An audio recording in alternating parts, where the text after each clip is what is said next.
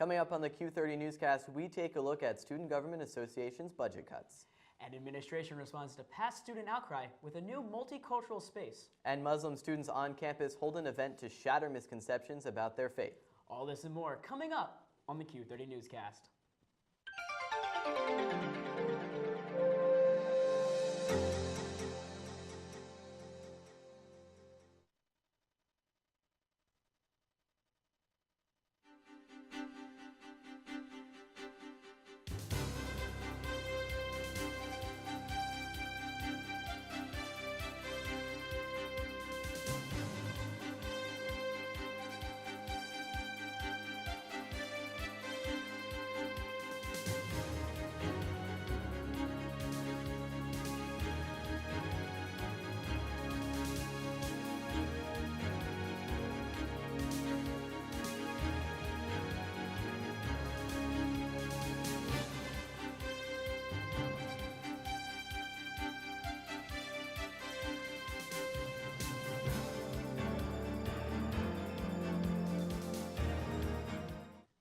Good evening, I'm Paul Caracciolo. And I'm Joel Vanner. Minority students have voiced their frustration about the lack of designated campus space for them. And administration has listened. They have announced a plan to build a space in the Carl Hansen Student Center. Andrew Badillo has the story. Diversity and inclusion are often the most talked about and sensitive issues on college campuses around the country, including at Quinnipiac University, where it has recently announced plans to construct a multicultural suite. It's right across from the bookstore. It now is an area where it's open. They have couches, living, space for students just to hang out. The announcement of the space came just over a week after a Quinnipiac student posted this racially insensitive Snapchat. However, administration says plans to create the suite were not a reaction to campus-wide outrage caused by the photo. The students have been wanting the space for years, and with all of the initiatives that the university is doing right now, it kind of got woven into that process. And I think that having the space in the student center provides an opportunity for students to say administrators care. Administration could say they genuinely care about diversity and inclusion, all that they want, but it's going to come down to taking action and being transparent to give students hope. I know that Mark Thompson has been meeting with students pretty regularly the last couple of weeks to answer their questions and kind of understand where they're coming from, and he's been really, really supportive in all of this. It's been pretty supportive so far. They've basically said yes to everything that we've wanted. However, the addition of the multicultural suite is only the beginning in the university's effort to suppress the racial tension that has become prevalent on campus. We have done a lot of good work here, but more needs to happen, and so it has to happen at all different levels, in the classroom, outside of the classroom, RAs, student government. The university says construction of the suite will start over winter break. They hope it will be ready by the start of the spring semester. Reporting from Quinnipiac, Andrew Badillo, Q30 News. The funds allocated for student organizations was cut by administration, which led to Student Government Association making cuts as well. Student Government Association is given money to distribute to chartered student organizations on campus. With cuts coming from above, student government was forced to cut all off-campus event funding for organizations that applied for budgets this semester. Some organizations that received large cuts in other aspects of their budgeting were forced to apply for special appeals, which could potentially grant them more money than originally allocated.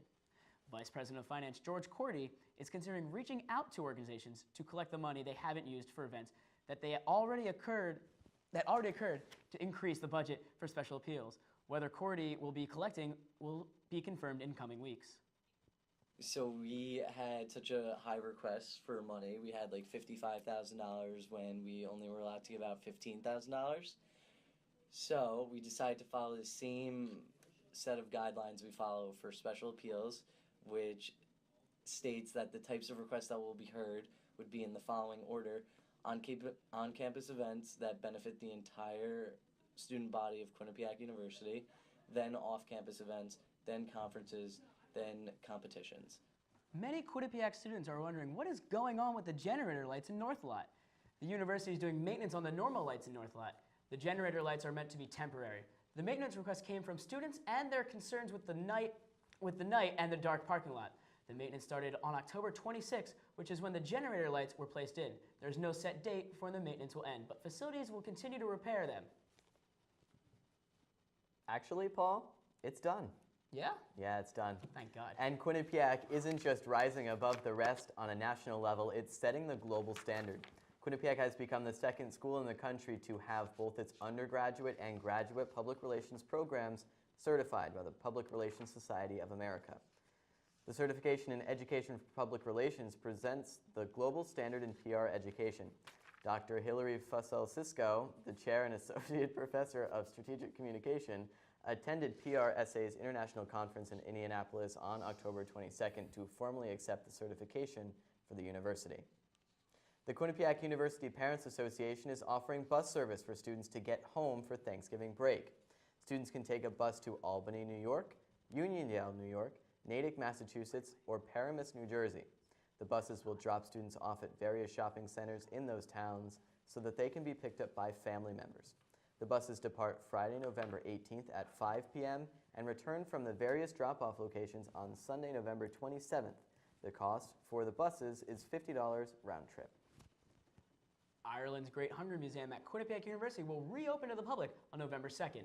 The building has been closed to make necessary building improvements since July. The reopening includes a temporary display on Connecticut humanitarian Ilu Burritt. This installation includes a portrait of Burritt on loan from the Ilu Burritt Library at Central Connecticut State University. Burritt was born in New Britain, Connecticut, the youngest of 10 children. In 1847, Burritt visited Ireland during the worst of the famine. Burritt was so appalled by the conditions he witnessed that he wrote a journal of a visit of 3 days to Skibbereen and its neighborhood to tell American audiences of the plight of the Irish. The museum is pleased to feature Burritt's story and to place Connecticut into the context within the story of the famine in Ireland. The museum's hours are Wednesday, Friday, and Saturday, 10 a.m. to 5 p.m., Thursday, 10 a.m. to 7 p.m., and Sunday, 1 p.m. to 5 p.m. Admission is free. The Women's Support of the Humanity Club had speakers from the Women and Families Center and the Victim Rights Center of Connecticut come to Mount Carmel Auditorium Tuesday to speak to students. Speakers talked about many important topics for college women. Topics such as sexual assault on campus, the definition of consent, rape culture, the Connecticut criminal justice process, campus safety at Quinnipiac, and the services that each organization provides. Many came out to support the event and was an overall success. Election day is quickly approaching and the polls are changing day by day. I know, Joel. Tonight we have Caitlin Wardlow as our politician update. Caitlin, what do the polls tell us? Thanks, guys. Just when you thought the 2016 presidential campaign couldn't get any crazier, the candidates proved it could. With just a week remaining until the fateful election day, the FBI reopened the investigation on Hillary Clinton's email scandal, saying new evidence related to the case has been uncovered. They now have a warrant to search the computer of Clinton's top aide, Huma Abedin. Even though this new information came out last week, law enforcement officials confirmed they knew about the evidence for weeks. Why this was not released to the public earlier has not been explained. This new scandal has taken a toll on Clinton's popularity rating. In an ABC poll, voters were 46% likely to vote for Trump and 45% likely to vote for Clinton. Trump has been trailing Clinton the last few weeks, but has taken the news as an opportunity and is closing the gap. Third-party candidate Gary Johnson has 3%, and Green Party candidate Jill Stein has 2%. Since the release of the news, Clinton has dropped 8 points. Trump has also taken the lead in the toss-up states, leading Clinton by 7%. Early voters could say Clinton, where she leads 55% to Trump's 39%. With 6 days to go, only time and America's votes will tell. That's all for this political wrap-up. Until next week when we'll have our newly elected president. Back to you guys at the desk. And when we come back, the president of the Muslim Student Association tells us about their Meet a Muslim event. And the Democratic Party headquarters get a little stinky in our national news. Stay with us.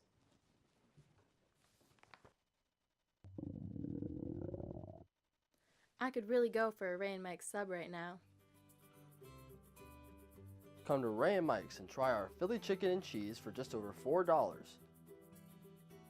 giant cheesesteak subs, and mouth-watering boar's head sandwiches for as low as $4.75. Qcash accepted just a mile down the road on Whitney, here at Ray and Mike's. This week's trending topic is #that.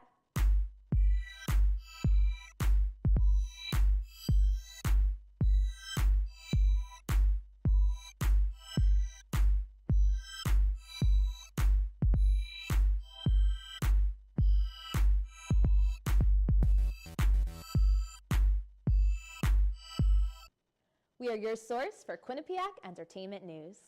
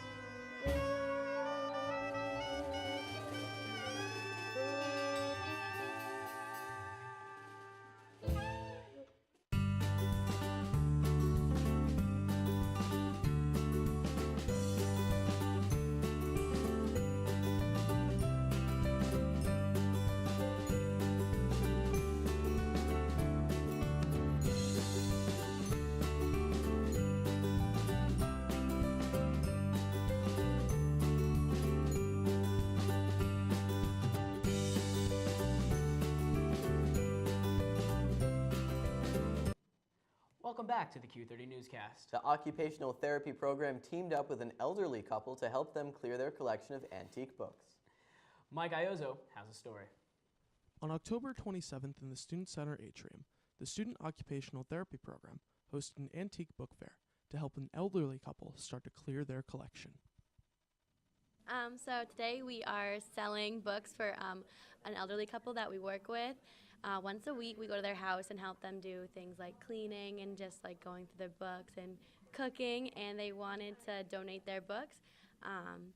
So yeah, we're just selling them. What we are able to do is go into people's homes and be able to do things that wouldn't normally be covered as volunteer work. And so Joe and Trudy had expressed to us that they had always wanted to have an antique book fair. And so we have brought that dream to reality. Joe has been collecting books for many years, but how did he get into this niche field of collecting? Well, some of them go back to to when I was 5 years old, because they were, my aunt was a teacher, and she had, reading books that she used in her school, and I think some of the books here, or at least if they're not here, they're back in the shelves, and were books that she gave me then. Students saw this as both an amazing opportunity to help an elderly couple, but also a way to see some very interesting books.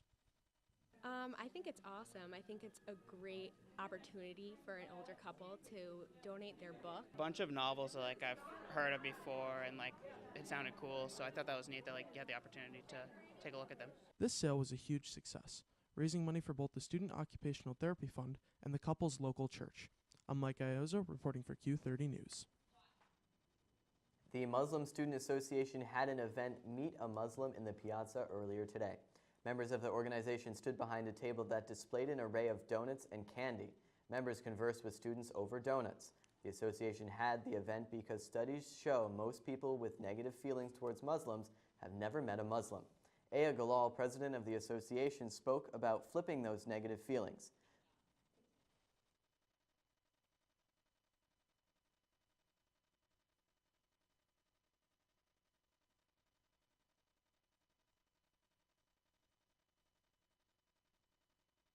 We decided to organize Meet a Muslim because we just want to clear up misconceptions about the religion of Islam and the followers. Unfortunately, especially with this election season, we've been hearing about Muslims a lot, and there's been a lot of negative information, a lot of inaccurate information about Muslims getting thrown out there. So we just want to have conversations with people, answer any questions they might have, clear up misconceptions, and everyone can enjoy free donuts and apple cider at the same time. So it's really just a way of informing people, educating people. We want to clear up misconceptions and enjoy good food at the same time. The members of the Muslim Student Association encourage students to ask questions about their faith and enjoy the breakfast items. The Black Student Union held Art Fest in the Piazza yesterday to raise awareness about sexual health.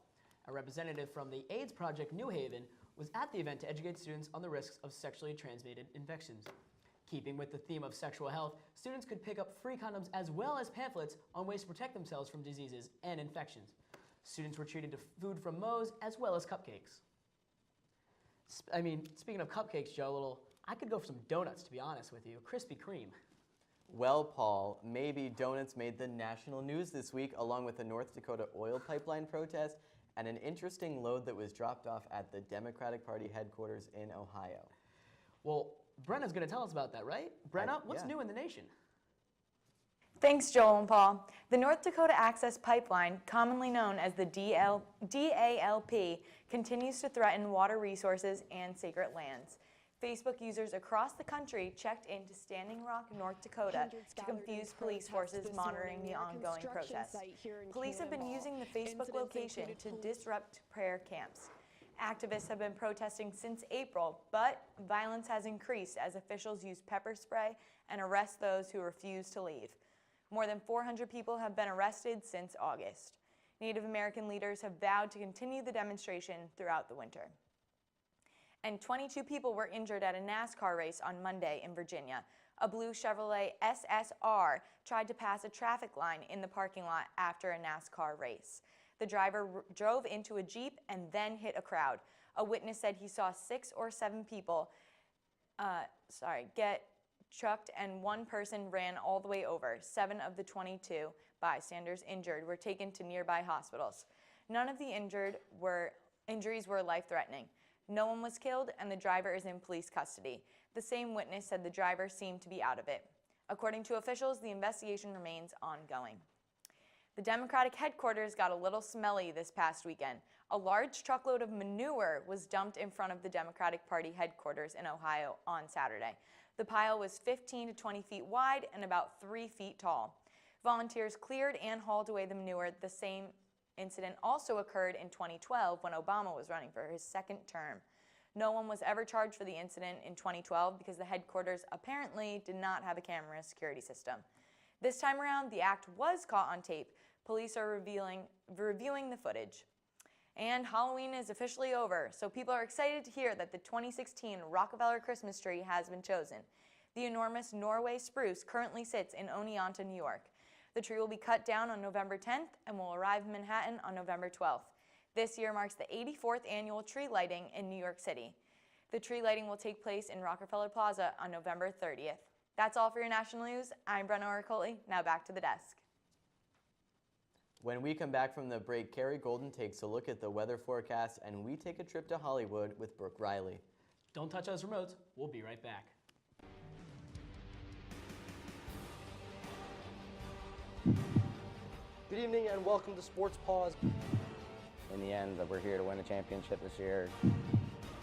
Jess Fontaine now has that. She's going to take a ripper off the post, but she's going to come back. And my number one, hold your applause, Bobcats fans, is Quinnipiac. All right, Victoria, you know what time it is? It's top 5 plays of the week. My favorite time.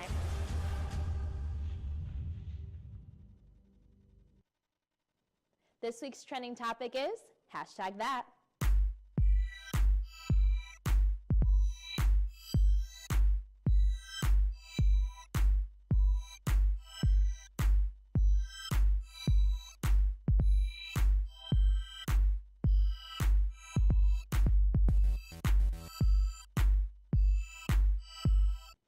We are your source for Quinnipiac entertainment news.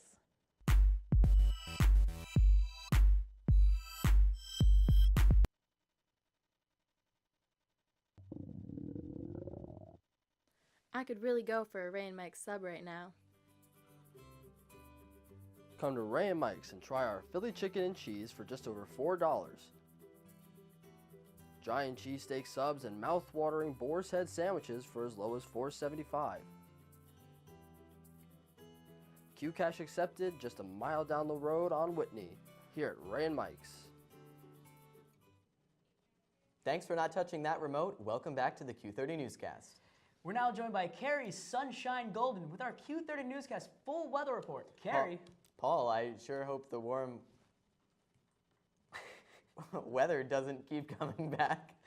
I think Carrie's, I brought all my shorts, I left them at home. If it comes back, I don't know what I'm gonna do. My legs are gonna start sweating. We can't have that happen. Carrie, what's the weather got Now, for us? Carrie, tell us what's good. All right, guys, let's get right down to it this week with your full weather forecast. Looking at tonight, it's gonna be 52 degrees, partly cloudy, so if you got somewhere to go, if you got chapter to go to, or some other event, I'd bring a coat. It's gonna be just a little bit chilly, but 4 miles per hour wind, so not too bad. Looking ahead into tomorrow's forecast, it's going to be 70 degrees. Another great day, just like today was a great day. However, there will be some thunderstorms, so you can still get the last couple wears out of your summer clothing or your fallish type summer clothing.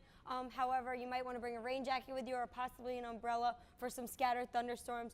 But there will only be 4 miles per hour winds, so no need to worry about that. Looking at the areas around us and the towns surrounding, we have New Haven, New London, Norwich, Storrs, Hartford, Meriden, and Waterbury. They're all right around the same temperature, 68, 67, 66. So it's a good night to go out on the town, maybe try a new restaurant, hang out with some friends. Just go out and enjoy the nice weather. And then looking at the rest of the week tomorrow, like we said before, it's going to be some scattered thunderstorms with a high of 70, low 45. So again, bring a rain jacket with you, possibly an umbrella. Could get a little bit chilly. Looking at Friday, Saturday, Sunday, if you plan to go home, it's a great weekend to go home right before Thanksgiving because it's only going to be partly cloudy and it's not going to be too hot, so you won't miss too much on campus with highs of 52, 55, and 54 and lows of 32, 41, and 35. So again, another great weekend to go home if you plan to do that. Not too bad to drive in. Looking at the rest of next week, Monday, same thing, partly cloudy. And then Tuesday should be really sunny with a high of 55. So you might want to break out that fall clothing. And then Wednesday, a high of 55. Looking at last week, or last year, around this time, we had a high of 69 and a low of 61. So we're right around that same range. So that's all I have this week for your full weather forecast. I'm Carrie Golden. Back to you guys at the desk. Thanks, Carrie. Joel, I hope that rain stays on Thursday because I have plans to go apple picking with my mom this weekend. Well, thanks for the invite, Paul, but pick some good ones and bring them in for the crew. By the way, I hope the warm weather is just... I hope it does stay a little bit, just a little bit longer. But I already told you I brought my shorts home. Well, I mean, I'll tell you what. I'll bring some apples for you and the crew. We just got to keep them away from our producer, Sarah, because, you know, she's got that apple allergy. Do you think she likes That's So Raven? And did you hear that Disney Channel announced that That's So Raven is coming back? Brooke Riley has our entertainment news update. Thanks, guys. Disney has been on a live-action roll lately. It is confirmed that they are currently in the process of making a live-action musical version of Snow White. Snow White and the Seven Dwarfs will be the latest amongst Disney's animated films that have become a live-action movie. Over the last 3 years, Disney has earned a lot of money from their most recent live-action films, The Jungle Book, Cinderella, and Maleficent, and Snow White is expected to earn even more. Looking ahead, Disney's next release will be Beauty and the Beast, which will come out in March of 2017. Speaking of Disney, Disney Channel has announced that they will be releasing a sequel to That's So Raven.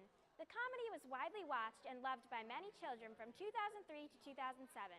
Now, Raven Baxter will be back as a divorced mother of a teenage son and daughter. It is said that one of them will have her psychic abilities to see into the future. The release date has not yet been announced. In the music world, Taylor Swift and Drake have been working on new music together.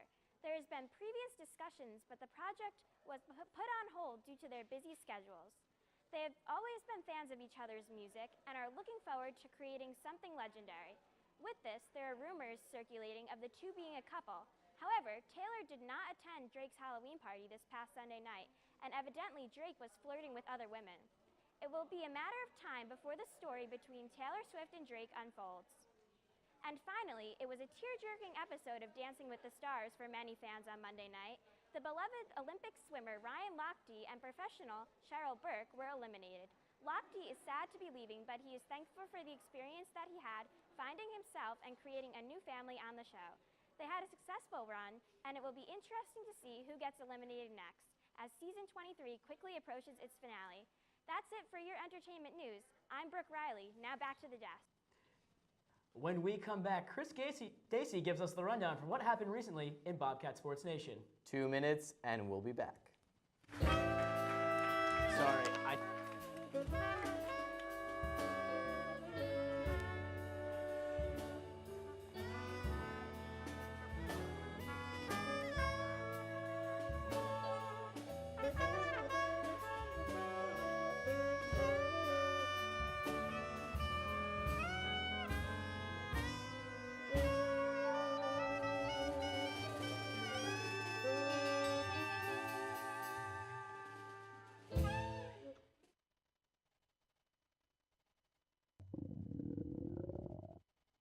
I could really go for a Ray and Mike sub right now.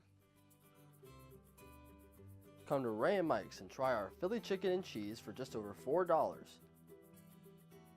Giant cheesesteak subs and mouth-watering boar's head sandwiches for as low as $4.75. Q Cash accepted just a mile down the road on Whitney, here at Ray and Mike's. Thanks for sticking with us. Before we get into sports, over the weekend, Q30's own sports show, Sports Pause, took home the pinnacle for Best Television Sportscast. The pinnacle is awarded to the best student-run sportscast on a national level.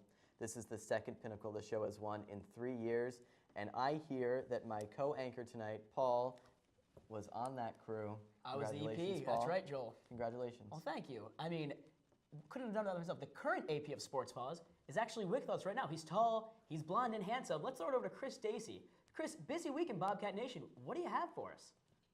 Guys, thank you so much for having me on the newscast this week. It is great to be here. Let's start things off with the Quinnipiac women's hockey team as they started ECAC play last Friday with a win over in-state rival Yale. The score was a convincing win. It was a 4-1 victory for the Bobcats. But that wasn't all. The team hit the road again and traveled to Providence to clash with another ECAC team, Brown. The Bobcats took care of Brown with an 8-0 win. Yes, you heard that right, 8-0. Now onto the rugby team, which is coming off its 213-0 win over Castleton. And it finally had its senior day last Saturday to honor the 7 seniors on the team. Well, sort of. The game was played at Southington High School against AIC. The Bobcats jumped out to a 38-8 lead late in the second half. However, AIC started to make a comeback. However, AIC did fall short as the Bobcats took care of AIC by a score of 38-34. The women's soccer team coming into last week was in 5th place in the Metro Atlantic Athletic Conference. After a win against St. Peter's and a Marist loss, the Bobcats moved up into the 4th seed. And with that 4th seed, the Bobcats hosted the first round in the playoffs at the QU soccer field against Canisius. The Bobcats had a strong offensive showing as they won. All 3 goals were scored by sophomores like Nadia Gill, Al Palantir, and Kelly Caruso, I'm sorry. And now we have our men's soccer highlight. Let's get right into it here. And here we are, Ryder at Quinnipiac. This is the 1 versus 2 seed here in the MAC. We're going into the first half. We have Rashawn Daly coming down. He's bringing it into the net. He's going to shoot right here. It's going to deflect off a Ryder player right in the back. That's a heartbreaker for Ryder there. QU goes up 1-0 here as you see QU celebrating. That's a big goal for them early in the contest. And here we go. After Ryder gets a goal right past Chris Yakovides. That's a PK by Jose Aguina. The score goes up. Ryder goes up 2-1 here. And now into the second half. We have during a play here, play stops, and we're going to have a red card on Quinnipiac on number 4, Connor McCoy, and he is sent off in this second half. Now Quinnipiac has to go down a man. And now here, still in the second half, another red card, this time by Filosmar Cordero. Ryder still leads 2-1, and now the Bobcats are down 2 men as he sprints right off the field. He knew it right away. And now you see Associate Athletic Director Ken Sweden talking to some fans. But as this is going on, another red card for Quinnipiac. This is number 22, Evan Hughes. Now Ryder leads 3-1, and Quinnipiac is down 3 men. And as you see here, Coach DaCosta refuses to shake the ref's hand right there in the middle. That's the head guy. And that's a tough loss for Quinnipiac there. They still are in first place, however, with this loss. They lead Ryder by 1 point. And they're going into the Fairfield game tonight. If they do win that game, they do take the MAC. That's all I got for sports for you today, you guys. Back to you guys on the desk. Thanks, Chris. You can catch more Bobcat Nation sports news as well as all of your hard news and entertainment updates on our website, Q30television.com. Don't forget to follow Q30 News on Twitter at Q30 News and follow the entire Q30 television station at Q30 Television.